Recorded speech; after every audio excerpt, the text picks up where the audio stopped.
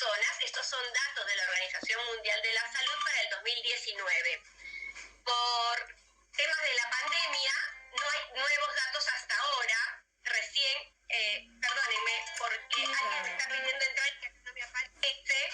Voy a dejar de compartir para poderla aceptar, ¿sí?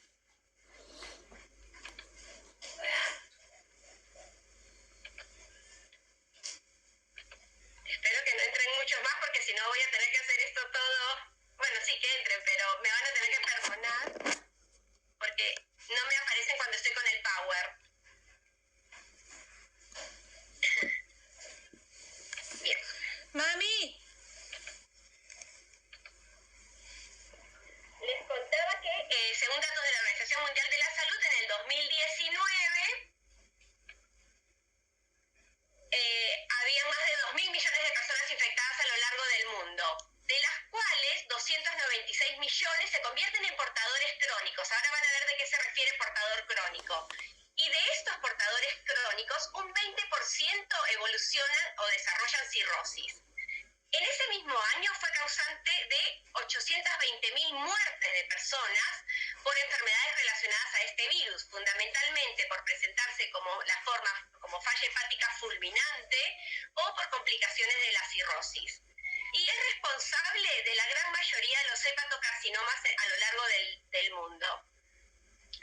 Esto es increíble cuando a partir del año 82 existe una vacuna segura, efectiva y barata. La distribución en todo el mundo de la hepatitis B se la divide, clasifica en tres zonas. Zonas de baja prevalencia, intermedia prevalencia o alta prevalencia, según la aportación del antígeno de superficie en muestras de sangre de bancos de sangre, de servicios de hemoterapia. Y como ustedes ven acá, Argentina es un área de baja incidencia, es decir, menos del 2%, es cercana al 0 y pico, 2% portan el antígeno de superficie en el suelo argentino. ¿Sí? Doc, nos quedamos en la segunda diapositiva. Hoy, miércoles. Chicos, me van a saber perdonar esto. Acá me pasa como que pasó de lo más bien. ¿En cuál están? ¿Ahora sí la ven bien? No, ahora no la vemos.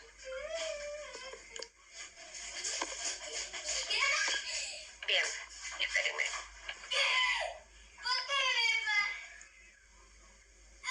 No entiendo por qué, porque...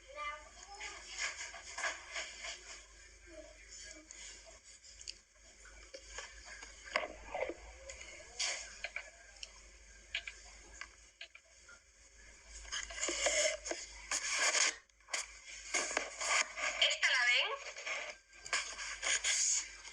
¿Esa diapositiva ven? ¿Esta también? Sí. ¿Vamos acá? Ahí está. ¿Sí? Fantástico. La voy a dejar así porque cuando la agrando algo pasa ahí. Bien, lo que le decía, tres zonas de prevalencia, baja, intermedia o alta según la aportación de antígeno de superficie. Vean acá en celeste, Argentina de baja prevalencia. ¿Sí?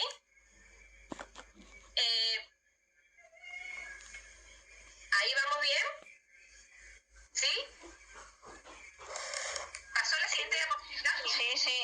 En América Latina, los datos según la Organización Panamericana de la Salud es que existen cerca de 2,1 millones de portadores crónicos.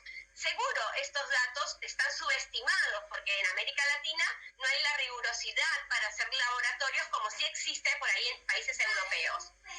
Y en América Latina, en el año 16, se registraron más o menos 13.000 muertes atribuibles a este virus. ¿Qué ocurre en la infancia? En la infancia existen cerca de 10.000 nuevas infecciones durante este año. Y de esas infecciones, la gran mayoría fue por lo que llamamos infección perinatal, de mamá a hijo recién nacido. ¿Pasó la diapositiva?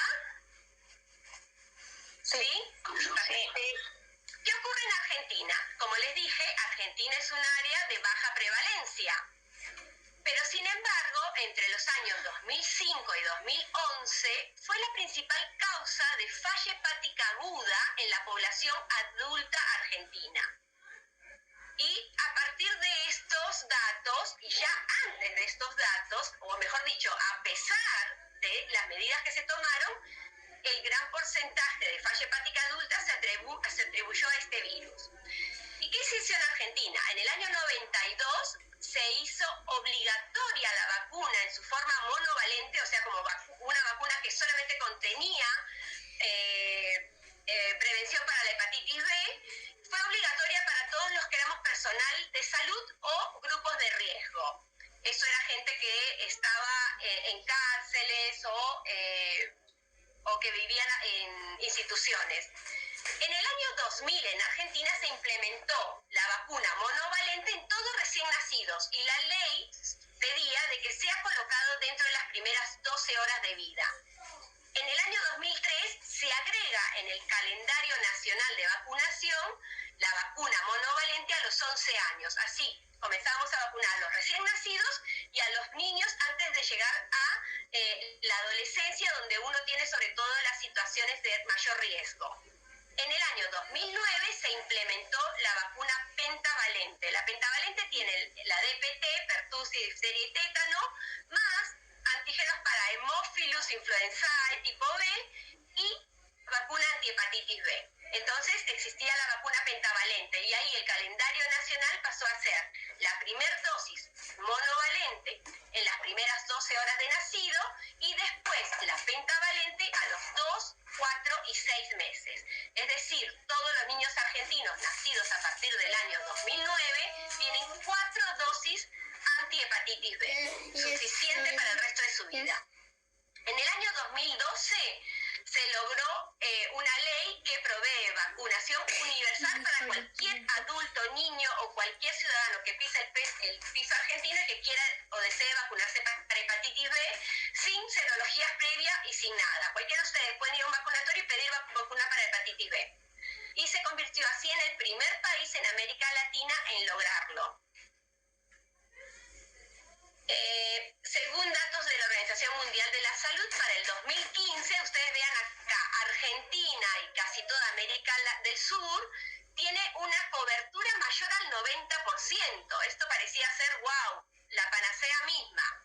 Sin embargo, datos del Ministerio de Salud para 2018 nos dicen que realmente la primera dosis de vacuna antihepatitis B, la que se sugería se coloque antes de las 12 horas, estaba cerca al 80% de cobertura. O sea, había 20% de niños que nacían y la hepatitis B se la ponían al alta, ¿no? Dentro de las primeras 12 horas. ¿Y por qué es importante ese periodo? Porque es donde el bebé ha tenido vínculos con todas las secreciones maternas y donde está el alto riesgo de embarazo, de contagio.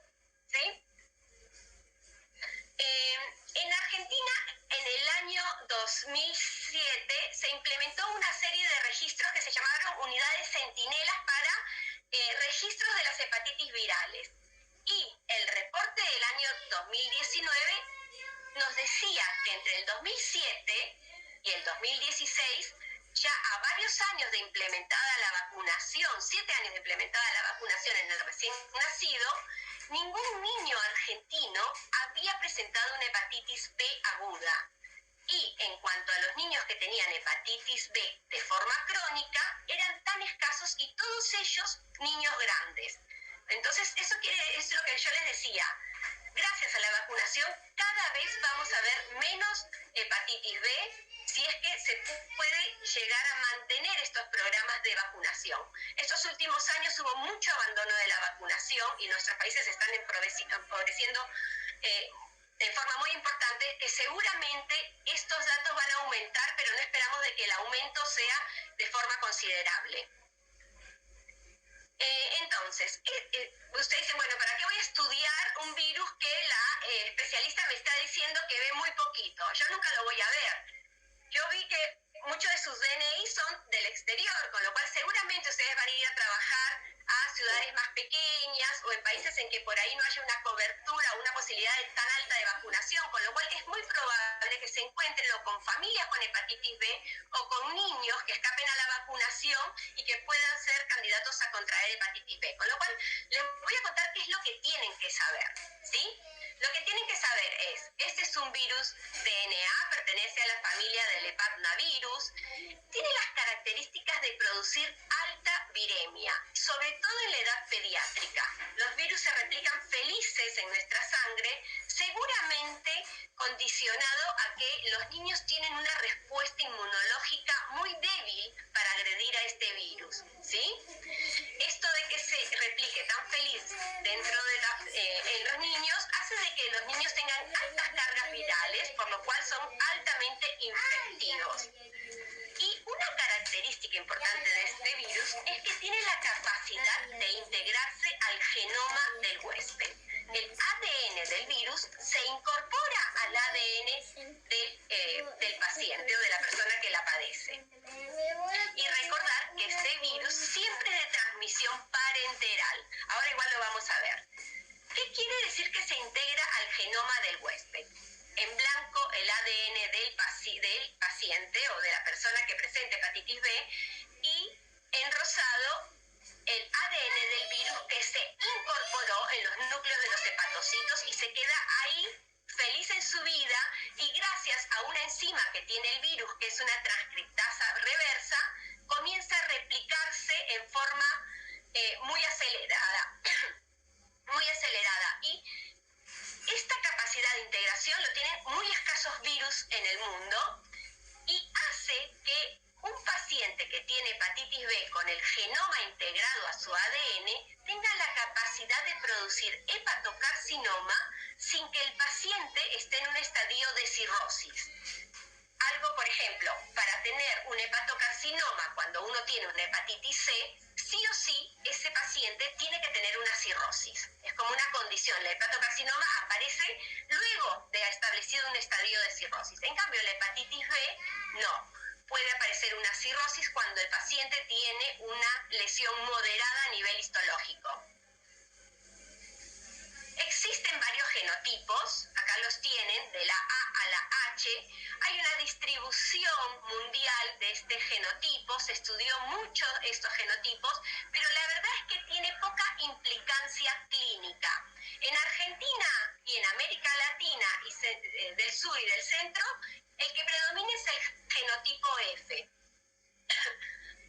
Se cree que los genotipos tengan tal vez alguna influencia en la respuesta a algunos tratamientos, pero la verdad es que no suelen hacerse estudios dirigidos al genotipo porque no tienen ninguna implicancia en el seguimiento, ni en el tratamiento, ni en las conductas que uno va a tomar con el paciente. Solamente se realizan genotipos por estudios epidemiológicos, ¿sí? Con lo cual solamente sepan que hay muchos, pero no tienen por qué recordar, ni siquiera estudiar en el paciente.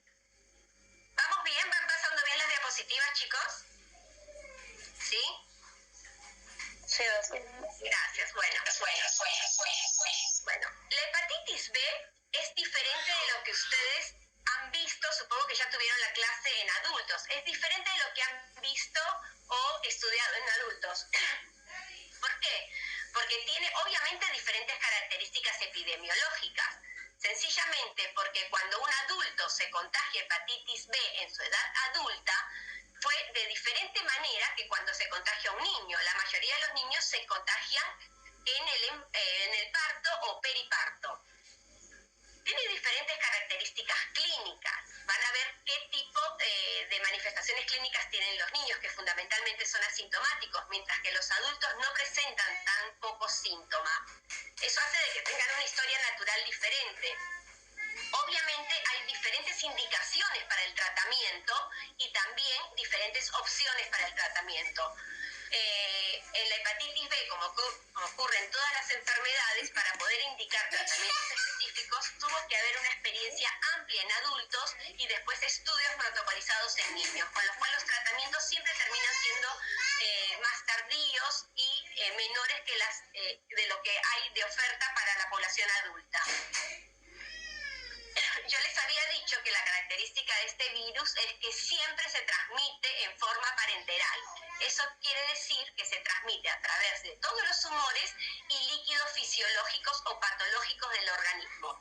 Encontramos en un enfermo con hepatitis B, encontramos el virus en todas sus secreciones, lágrimas, semen, sangre, saliva, salvo en materia fecal, están en todos sus fluidos. el lugar donde uno encuentra mayor carga viral, lejos es la sangre. Es lo que más contagia. Y pongamos una gota de sangre en una mesa de un paciente con hepatitis B y unas gotas de sangre de un paciente con HIV y vos intentás contagiarte, la posibilidad de contagiarte de hepatitis B es 100 veces mayor que la posibilidad de contagiarte de HIV. Es altamente contagiosa. La forma de transmisión parenteral son de dos formas. Uno, la vertical, que es la más importante en pediatría.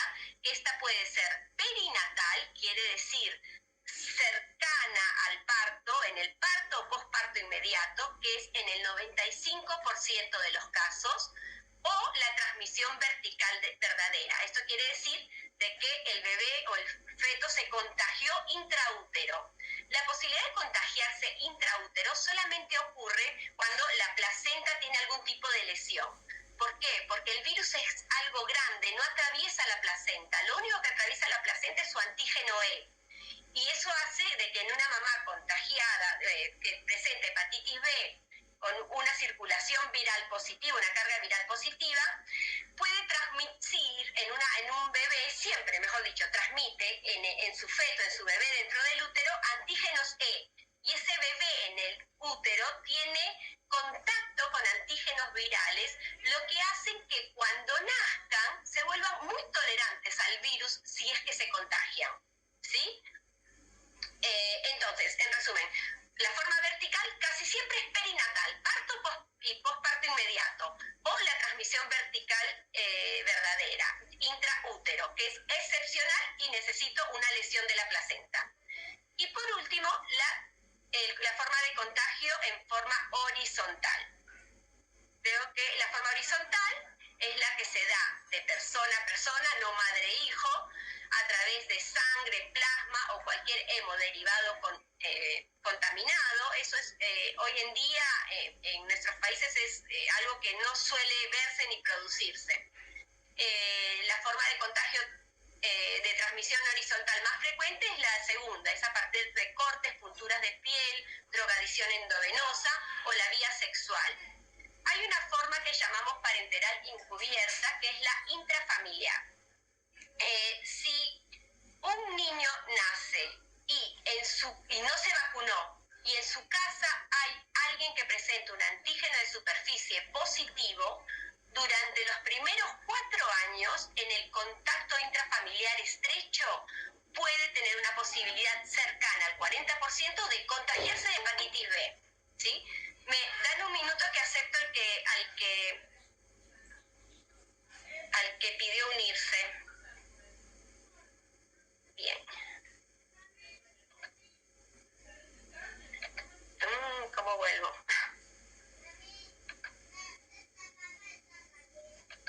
Espérenme. Bien. ¿Se ve bien, chicos? ¿Sí? Sí. Seguimos entonces. Lo que tienen que recordar es esto, transmisión vertical, ¿sí? La otra es similar a lo que ustedes van a ver en adultos. Si una mamá es portadora del antígeno de superficie, tiene una posibilidad del 10 al 40% de transmitir la infección en su recién nacido. Si esa mamá, aparte de tener antígeno de superficie positivo, es antígeno E positivo, esta posibilidad sube a un 70-90% si no media ninguna medida preventiva. Y es por eso la importancia de poner una vacuna antihepatitis B dentro de las 12 horas de vida. Sin embargo, si no lo vacunamos... otra persona entra. Denme un minuto.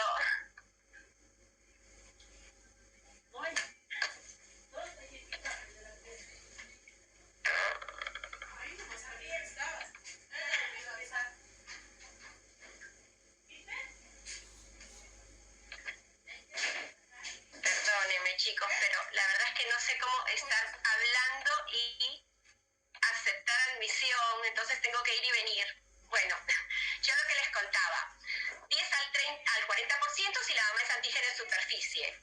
Esto sube a 70-90% si aparte es antígeno E positivo. Y si a ese bebé yo no le coloqué vacuna, ese neonato infectado tiene un 90% de posibilidades de volverse un portador crónico, de no resolver la infección.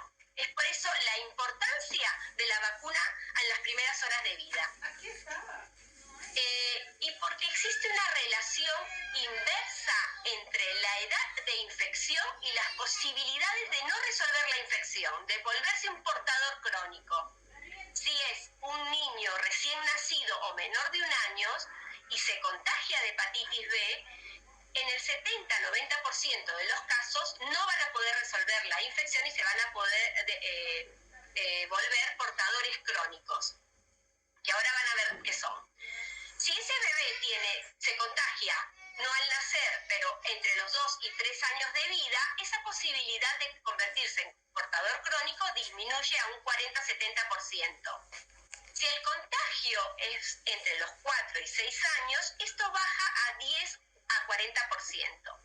Y si el contagio ocurre en un niño mayor de 7 años, ocurre lo que ocurre en la edad adulta, de que tiene una posibilidad de no resolver la infección cercana al 10% y de convertirse en un portador crónico.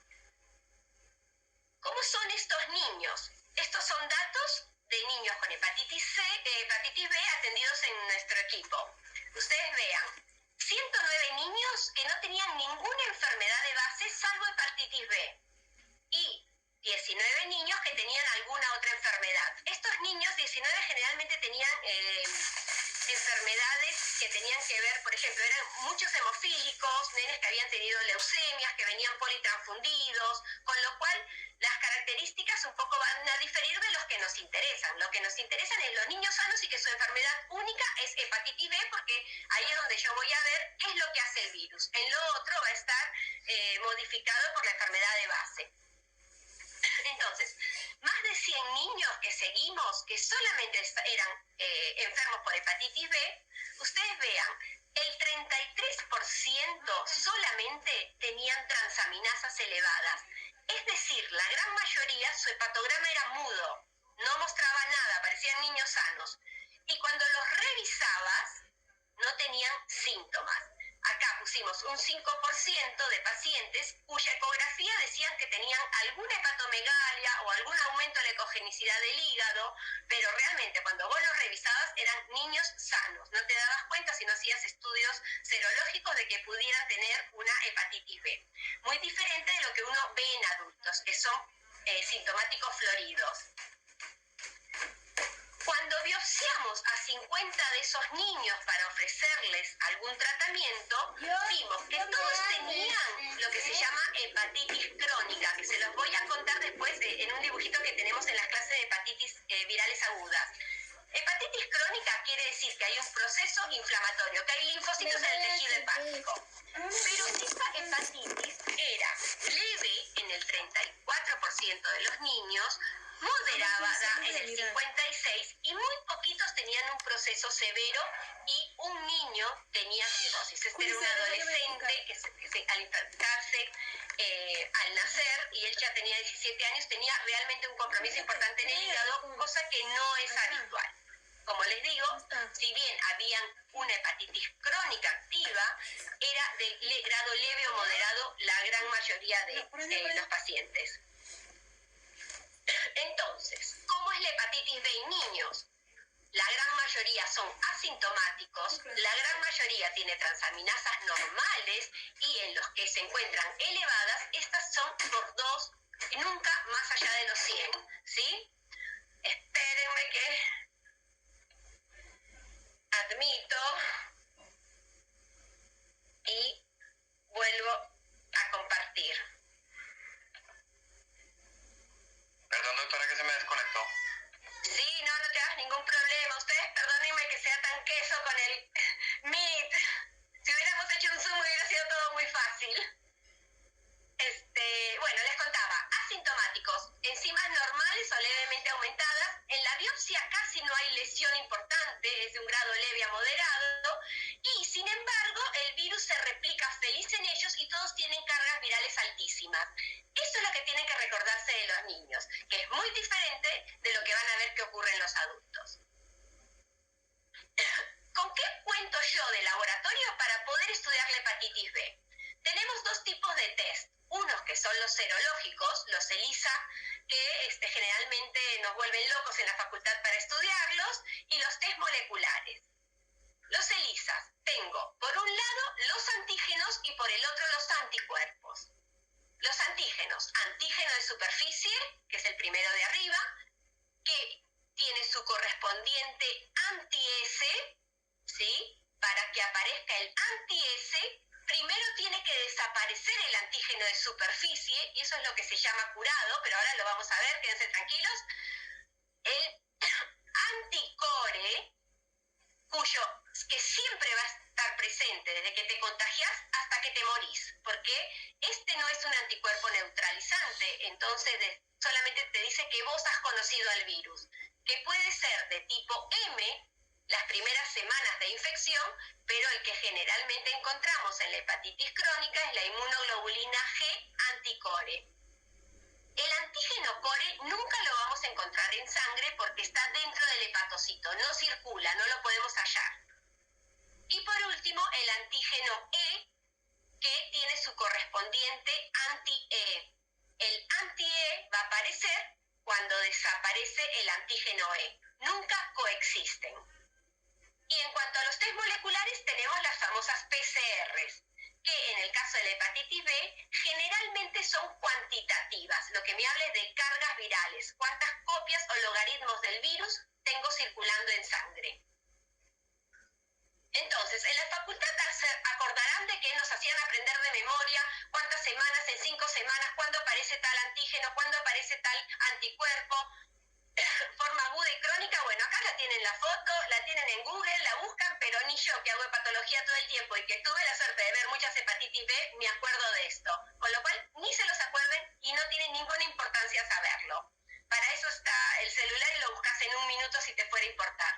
Lo que sí tienen que entender es la historia natural de la infección. Y es acá que quiero que se centren porque es lo más importante, ¿sí?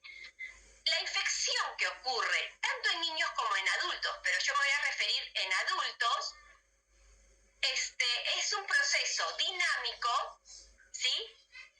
Que está caracterizado por fases replicativas y no replicativas según puedan interactuar el virus y el huésped. Y existen 4 fases. Una, yo cuando muevo el mouse, ¿ustedes lo ven?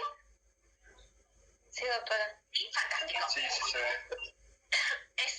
Existen 4 fases. La primera es la que se llama inmunotolerancia. El paciente recién nacido, 2 años, 3 años, la edad que quieran, se contagia acá.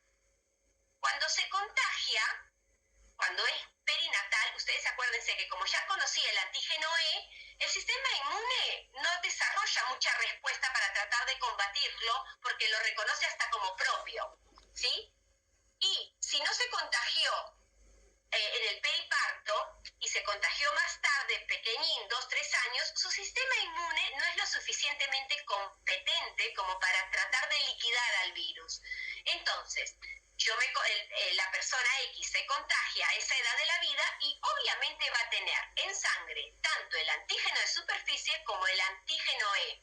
Y en cuanto a los anticuerpos, solamente va a tener el anticore, que va a ser de tipo M en un comienzo y después de tipo G. Y como yo les dije, el virus a esa edad se replica feliz, porque el sistema inmune no lo agrede para nada. Y como el sistema inmune es el que produce la lesión en el hígado, ustedes vean, las transaminasas son normales. El sistema inmune ni desencadena una batalla para tratar de liquidarlo. Y esta es la situación que están generalmente nuestros pacientes cuando la adquieren en la edad perinatal. Todos los antígenos positivos, transaminasas normales, alta carga viral. Y esta fase es la que conocemos como inmunotolerante. Pero por algún tipo de maduración del sistema inmune, de pronto el organismo se da cuenta de que ese virus es ajeno a nosotros y trata de desarrollar una respuesta inmune para sacarlo o o evitar que se comience a replicar. Obviamente esa batalla la lleva dentro del hígado, que es donde está el virus, fundamentalmente produciendo daño. Entonces, yo mantengo los antígenos, tengo transaminasas elevadas que van fluctuando y cargas virales que también fluctúan con tendencia a disminuir según gane el sistema inmune o según gane el virus. Entonces es una batalla que se va dando. Esta fase se llama de aclaramiento inmune y que generalmente logra el éxito. ¿Qué es el éxito? Que las cargas virales sean indetectables, entonces el sistema inmune se tranquiliza y generalmente las transaminasas se normalizan y el antígeno E desaparece. Es el primer paso que surge cuando el aclaramiento inmune llega a su fin. Desaparece el antígeno E. A las pocas semanas aparece el anti-E. ¿Sí? Esta situación, seroconversión antígeno E, anti-E, solamente me dice que el virus no se está replicando activamente. Sin embargo, el virus sigue en nuestro cuerpo porque el antígeno S todavía está en nuestro cuerpo, ¿sí? Y este es lo que se llama portador inactivo, que es lo que yo les había dicho cuando les puse los datos de la Organización Mundial de la Salud, que habían millones de personas como portador inactivo, que quiere decir baja carga viral, pero el virus se replica en muy bajos niveles. Ya hay pacientes anti-E, sin embargo, por lo general tiene el antígeno de superficie positivo. Pero si su sistema inmune fue realmente efectivo, logra liberarse del virus. Desaparece el antígeno de superficie y aparece el anti-S, ¿sí? Y eso es lo que llamamos hepatitis B resuelta, ¿sí? Bueno, quédense con esto.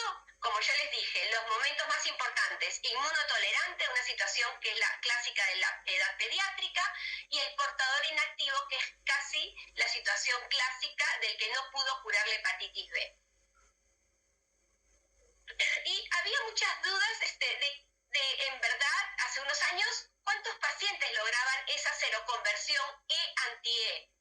Entonces, estudios de la doctora Bortolotti, Flavia Bortolotti, en el año 90, que es una hepatóloga infantil italiana, que bueno, ya está jubilada, pero que fue la que más publicó de hepatitis B, ella vio de que los niños tenían una tasa anual alta de un 16% de lograr eso, E-anti-E. ¿Sí? Es una seroconversión, E-anti-E. Un estudio de ella misma con la doctora Paloma Jara, un poco 2 años más tarde, en 185 niños, vieron que el 80% de los niños logran ese E-anti-E antes de los 20 años. ¿Sí? Es un dato hiper importante. ¿Por qué? Porque si bien la seroconversión E-anti-E no es curación, es una situación mucho más benévola que tener el antígeno E positivo. Y miren ustedes esto. Estos son datos de 1988 de Taiwán, 684 pacientes. ¿Por qué el artículo es tan viejo? Porque en el 90 Taiwán, que era un país con alta prevalencia de B, puso la vacunación universal al año de vida y para toda la población, y Taiwán no tiene más hepatitis E, B, o tiene muy poca hepatitis B. Pero entonces estos datos son viejos. Ellos habían visto que 684 pacientes con hepatitis B, ¿sí?, vieron si tenían el antígeno E positivo, qué posibilidades de desarrollar cirrosis tenían anualmente. Y esto era de 2,4. Y sin embargo, si tenían antígeno E negativo, la posibilidad de desarrollar cirrosis todavía seguía existiendo, pero con un porcentaje más bajo. O sea, claramente hacer la seroconversión E-anti-E es claramente benéfica para el paciente. Los que tenían más posibilidad de desarrollar cirrosis eran los que tenían, obviamente, más carga viral, ¿sí? Y esos eran los que eran antígeno E positivo. Otro estudio chino vio qué posibilidades tenían estos pacientes de hacer hepatocarcinoma. Y acá sí había una diferencia muy grande. Los pacientes que tenían antígeno E negativo, la posibilidad de tener hepatocarcinoma era cercana al 10%. Sin embargo, si el antígeno era positivo, esto era tan alta como el 60. Entonces, esta seroconversión no hay dudas que es un primer paso ideal para cualquier paciente y les diría que es el objetivo de casi todos los tratamientos, ya que muy pocos logran la curación. Entonces, ¿cuál es el objetivo del tratamiento? Se los acabo de decir, es tratar de inducir o acelerar la transición de las fases de replicación viral activa, o sea, antígeno E positivo, a una de portador inactivo, antígeno E negativo. Y si se pudiera, la eventual erradicación de la infección, es decir, antígeno S negativo. Entonces, objetivos totales del tratamiento: suprimir la replicación viral, seroconversión E-anti-E, normalizar las transaminasas, mejorar la histología, es decir, en su componente inflamatorio, y si yo puedo controlar la inflamación, claramente voy a controlar la fibrosis, ¿sí? Mejor, entonces, negativizar cargas virales, mejorar las transaminasas, mejorar la biopsia. Si se pudiera poder obtener el clearance del antígeno de superficie, como les dije, este es un evento muy inusual. Pero si yo no logro realizar el clearance del antígeno de superficie, no estoy en condiciones de asegurar de que no se puede integrar al genoma del huésped y la posibilidad del hepatocarcinoma sigue existiendo. ¿Con qué drogas contamos hoy en día? Está el famoso interferón, que se sigue usando en algunos y excepcionales casos, y los antivirales, que son de dos tipos, ¿sí? Los análogos de los nucleócidos y los análogos de los nucleótidos. Yo les voy a contar un poco las experiencias en niños y cuáles son los que podemos usar hoy en día o cuáles son los sugeridos. El primero que se usó es el interferón. Primero se había usado en adultos, después se hicieron las experiencias en niños. Eran todos bajo protocolos controlados. El interferón es una droga que se coloca 3 veces por semana en forma inyectable y se ponían durante 6 meses. Es una droga que yo la usé en pacientes y vos se las ponías lunes, miércoles y viernes, y el paciente tenía un síndrome medio gripal, le dolía el cuerpo, muchas veces faltaban al colegio el día martes, jueves y, bueno, por último el sábado. O sea, era una droga que se toleraba poco. Y peor cuando se usaba en adultos. Había situaciones que nos hacían suponer de que los pacientes iban a tener una mejor respuesta al interferón. Y esas eran los pacientes que tenían transaminasas altas, los pacientes que tenían una carga viral baja y los pacientes que tenían mucho daño en la biopsia. O sea, 3 situaciones que yo ya les conté que los niños no tienen. O sea, los niños tienen pocas chances de tener una buena respuesta al interferón, sin embargo lo utilizábamos, porque aumentaba de 2 a 3 veces la posibilidad de hacer E-anti-E. Este es un metaanálisis, que por supuesto lo hizo la doctora Bortolotti, de los 9 estudios que englobaban más pacientes, y comparaba 238 niños tratados con interferón versus 277 niños con hepatitis B que solamente se los observó. Y los niños tratados lograron negativizar el antígeno E en un 30%, comparado con un 12% de los controles que hicieron el E-anti-E en forma espontánea. Sin embargo, la negativización del antígeno de superficie es solo del 5%. Y en los niños observados, casi solamente uno de ellos de 277. O sea, estos eran los resultados con interferón.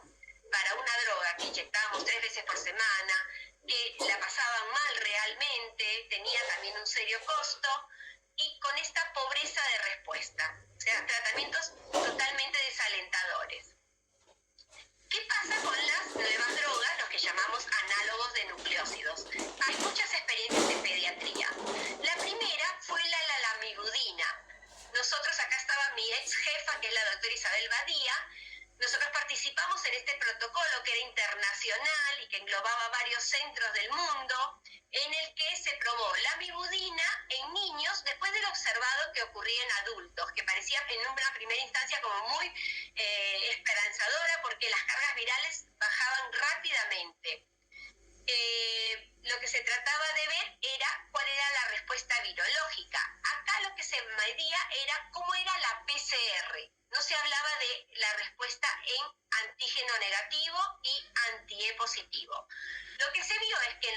se trataba, la carga viral reducía en un 23%, y si se los comparaba con los nenes que no se trataban, este era solamente del 13%. Pero este laboratorio, y lo que sí se sabía, observando en los adultos, era que a más tiempo de tratamiento, más posibilidades de bajar la carga, y cuando la carga está baja, las posibilidades de hacer la seroconversión E-anti-E es muy alta.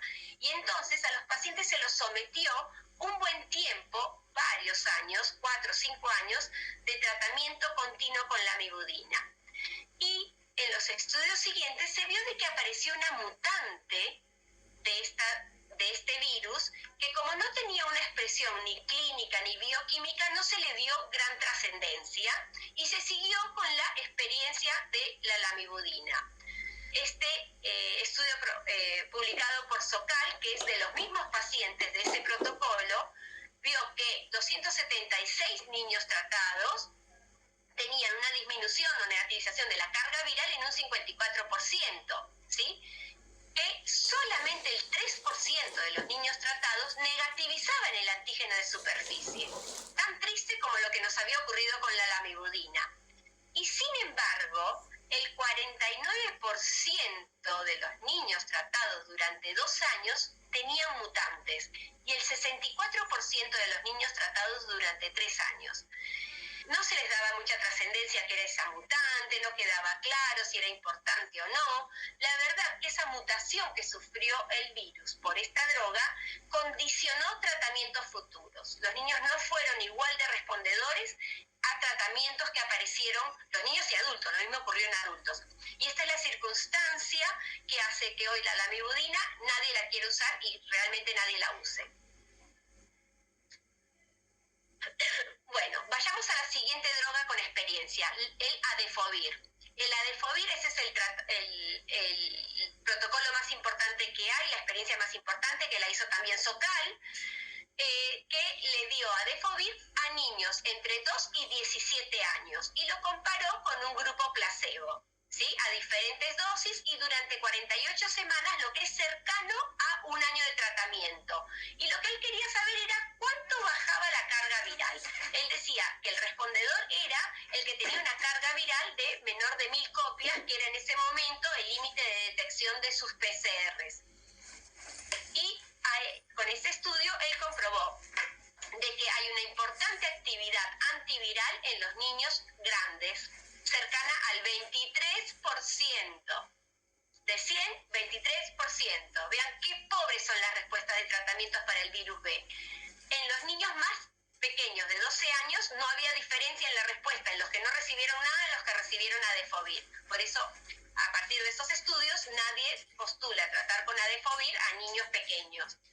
No desarrolló mutantes, esto era muy importante, y esto sí a 48 semanas de tratamiento. Y la droga fue bien tolerada. Bueno, Adefovir son los datos, poco promisorio. La verdad es que tampoco lo usamos y ya lo van a ver. Cuarta droga, Tenofovir.